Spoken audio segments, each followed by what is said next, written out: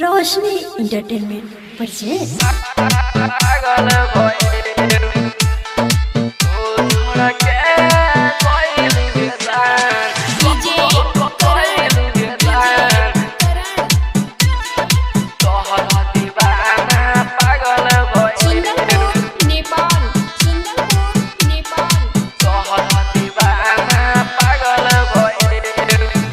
छोड़ के गइलु जान तोहरा दीवाना पागल भइल। तू छोड़ के गइलु जान तोहरा दीवाना पागल भइल। तोहरा याद में सुख के तोहरा याद में सुख के तोहरा मजन लकड़ी भइल।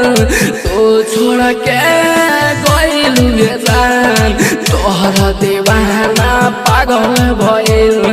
तू छोड़ के गइलु जान तोहरा दीवाना पागल भइल।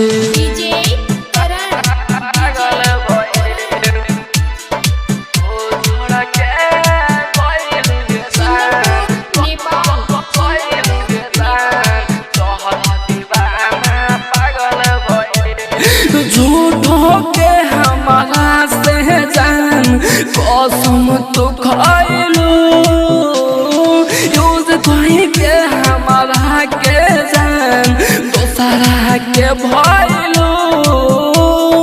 यूज कहीं के हमारा के जान दोसरा के भइलू। झूठों के हमारा से जान कसम तो खइलू यूज कहीं के हमारा के जान दोसरा के भइलू। यूज कहीं के हमारा के जान दोसरा के भइलू। गम में गांजा पी के जान जिंदगी मोरा दुआ भइल। गम में गांजा पी के जान जिंदगी मोरा धुआ भइल।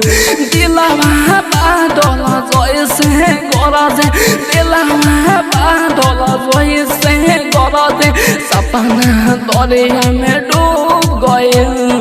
तू छोड़ के गइलु जान तोहरा दीवाना पागल भइल। तू छोड़ के गइलु जान तोहरा दीवाना पागल भइल।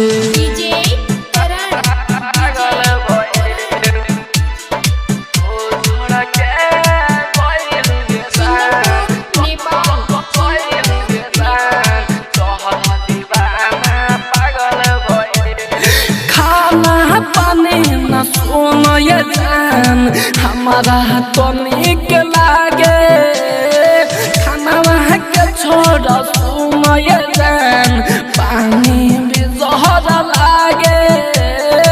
खाना के छोड़ सुन ये जान पानी भी जहर लागे। खाना पानी न सुन ये जान हमारा तो निक लागे खाना के छोड़ सुन ये जान पानी भी जहर लागे। खाना के छोड़ सुन ये जान पानी भी जहर लागे। चांद जैसन सूरत आए जान अखिया में हमारा गड़ गइल। चांद जैसन सूरत आए जान अखिया में हमारा गड़ गइल। तोहरा प्यार में राहुल तोहरा प्यार में चंदन ई दीवाना गल गए। तो छोड़ के गइलु जान तोहरा दीवाना पागल भइल। तो छोड़ के गइलु जान तोहरा दीवाना पागल भइल। रिकॉर्डिंग स्टूडियो रोशनी म्यूजिक रक्सौल।